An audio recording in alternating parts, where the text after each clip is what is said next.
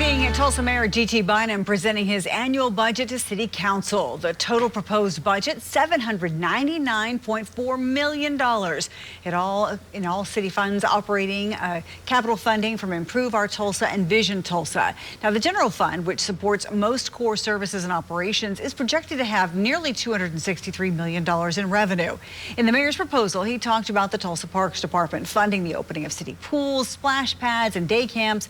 Tulsa Parks would also expand day camps to the Jane Malone Community Center and the Central Center. He's pushing for neighborhood street lighting, continuing to fund a backlog of more than 500 neighborhood street lights to improve safety.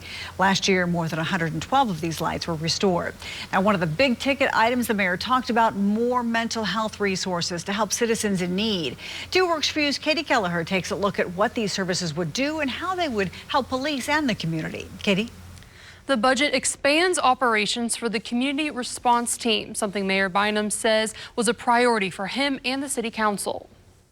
Tulsa Mayor G.T. Bynum says it's a challenge for police officers to take on the role of mental health professionals. I think our patrol officers would be the first to tell you that they would prefer to have licensed counselors out there responding to mental health crises and giving Tulsans the help that they need. Mayor Bynum plans to expand operations of the city's community response team from 3 days a week to 5. The team consists of a police officer, a firefighter, and a mental health professional. The budget would also hire a civilian clinical services coordinator to help the team address the root cause of a mental health crisis. Rather than sending a police officer out there by themselves to deal with it, you're sending this team out there with a mental health professional to respond to it. When it comes to staffing levels, Mayor Bynum says they won't change for the fire or police department, but we are not where we need to be in the Tulsa Police Department. Bynum says the city currently has about 840 police officers, but they need more than 100 more.